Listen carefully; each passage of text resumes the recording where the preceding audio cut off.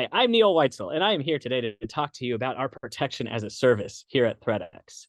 Many of you might be pretty familiar with our web application and API protection platform. I want to talk to you about a team that sits right behind our product. This team is very customer focused. They are trained security professionals who know all the best practices in terms of web technology and how to stop web attacks. But this is our protection as a service team, and they are available 24 hours a day, 7 days a week. And they are monitoring threats within all of our customers' applications and APIs to identify anything that could be potentially nefarious and stop it. Really what this all comes down to is like we try to give our customers a peace of mind, be really focused on the context of their applications and how best to protect their assets. Really, at the end of the day, what we're trying to do is provide a peace of mind for every single one of our customers. This is how we make sure that, we noticed early in the days of having a web application API protection platform that setting it up and configuring it and making sure that you understand the context of each and every one of your applications or API endpoints is exceedingly difficult. It really does take a full-time job or resource in order to execute on that.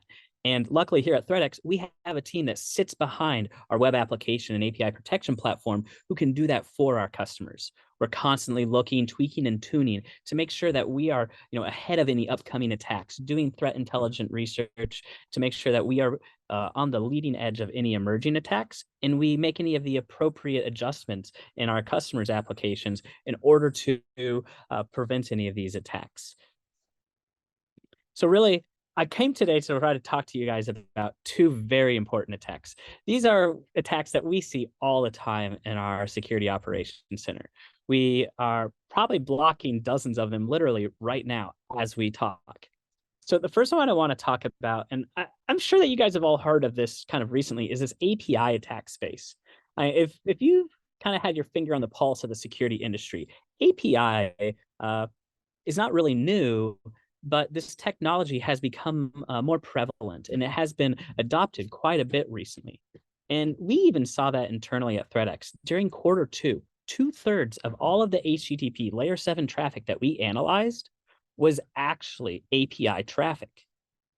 So we kind of sat in our security operations center, our protection as a service team, and we kind of thought like, well, what are some of the assumptions that we can make that are a little bit different than what we would do between web applications and APIs. So really what this kind of boiled down to is, when I'm using a web application, I'm clicking around with my mouse, and that's very unpredictable in terms of like what a user would do or what the next person would do on that website. It's not always the same what user A does versus user B.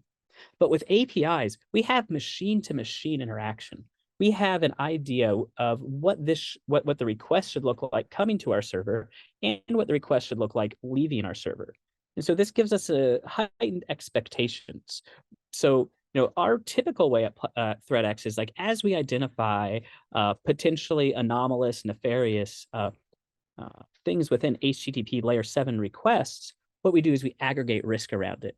So maybe like perhaps my last name is O'Neill and I see a little tick mark in my name. Well, that's like indicative of SQL markup, but that's also a valid last name.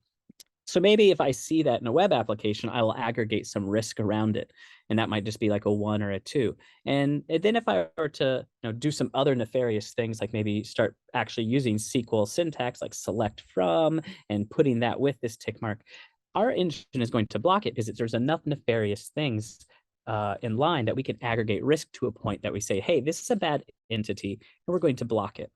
Now, in the machine-to-machine API space, we can do this a lot quicker because we have expectations about what people should be sending our API. And so if anything is not meeting that standard, we know it literally has to be one of two things. Either somebody has a misconfiguration, they're not using our endpoint correctly, and therefore we need to talk to them and kind of educate them or provide documentation on how to use the endpoint. Or the second one is something nefarious, something malicious is happening. And in both cases, likely we probably want to block and make sure that our endpoints and our services are protected. And so that's kind of like the approach that we've started to take now with APIs. And that allows us to identify and track things quickly and really kind of some of our more mature customers have started implementing this into their SDLCs. So if you have like a very mature SDLC, you can actually integrate the ThreatX web application API protection platform with your CI/CD process. As you put out new endpoints or update your schema or your Swagger, what you can do is you can go ahead and just tie that in with the ThreatX API. And then as we see this new schema uploaded in our system, we can identify things that don't meet that schema. We can identify the rollout perhaps of like new API endpoints, find people who haven't adopted the new endpoint, see people who are still using old versions, things of that nature. So we can start having that visualization, having better conversations, and understand the integrity of our actual applications a little bit better. The other area that I really want to talk about, and this is our bread and butter at ThreatX. We do this all day, probably twice on Tuesdays. So in general, we see a lot of brute force attacks. These come in a large variety of different shapes and sizes, but really like the one we see most frequently is credential stuffing attacks. So perhaps you set up an account 5 years ago on some community website or some service that you maybe used once or twice or a few times, something like that. Maybe you still use it. But what ends up happening is some of these services end up getting breached. Somebody gets in and steals the usernames and passwords, things like that from these services. Well, being the security professionals we are, we likely don't use the same password for all of our services, but some people do.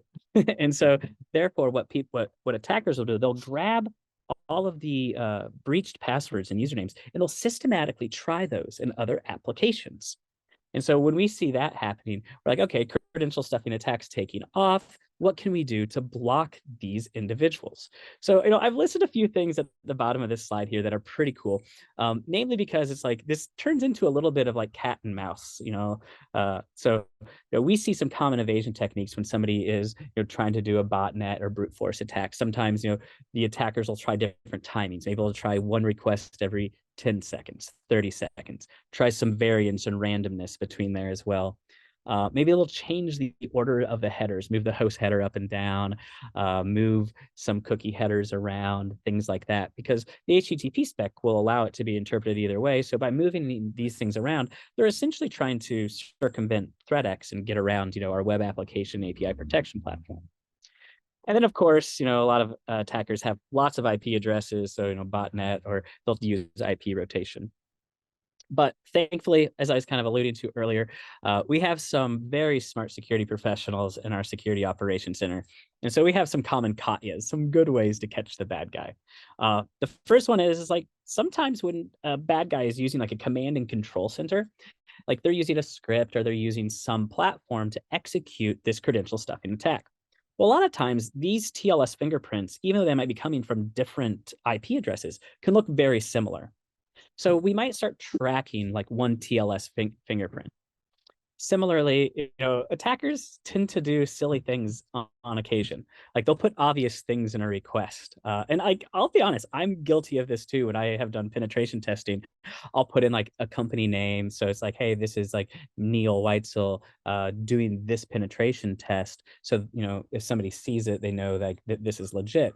However, attackers tend to do this stuff even when they're attacking normal sites. So they'll say like leet hacker or pwned or things like that. And if we see that, because we're normal humans, we know immediately like squash the bad guy, block them. The other one that is a common katya is skipping workflows. Typically you go to a website, I go to the website and then I go to the login page and then I go and submit my login credentials. But if somebody is not visiting the website or the login page and is just hammering the login page or the sending credentials bit of that workflow, we know they've skipped A and B. And then, of course, reusing common attack patterns, like if they have used some of these things before in other attacks that we've seen, like certain special characters, payloads, things of that nature. So these are our common katyas, but what really gives us the secret sauce between this is kind of knowing the particular squelch to set for each one of those, right? Because as I was explaining earlier, we aggregate risk around things that look potentially nefarious. So if we see the same TLS fingerprint, I probably don't want to block every single one of those because maybe this attacker is using a browser or similar setup as some of our customers. And we don't want any false positives. We want our customers still to be able to use our website as intended. So it's really about finding, okay, how much risk do I want to aggregate when I see the same TLS fingerprint, as well as obvious things in a request, and they skip the workflow, and it includes common attack patterns. So with this special blend and recipe between those, and it's kind of changed contextually from every application and every attack, we can really do a good job of stopping bad guys, making sure that everything is set in the context of our customers' applications. And that's kind of how we address a lot of like botnet and brute force attacks. Now, the other one that I have here on this side is API brute forcing. Now, of course, with API getting its heyday, its flavor time right now, of course, we had to have an API attack in here as well. And these have been seen more prevalence recently. And so that's probably why this new subcategory within brute force, now exists, right? Is we're seeing more people try to reuse tokens. Do yourself a favor and double check your GitHub repo or places like that to make sure that you don't have API tokens in there that somebody may use or leverage. Things like that. We will see people abuse them. We'll try to see reuse of them. We'll see them used across different versions. On occasion, people are just trying to brute force this the same way that they would try credential stuffing. In some ways, similarly trying to find endpoints that might also be valuable or relinquishing information. But in general, out of the box, ThreatX does an amazing job at stopping these attacks. And we have security professionals that sit behind the product who can really help you make sure that you are fully protected against all possible and permutations of attack. At the end of the day, it really boils down to a couple of things. We have great technology, and that is our web application API platform that works amazingly. And that, armed with some of the best security professionals in the business, really does secure our customers' applications.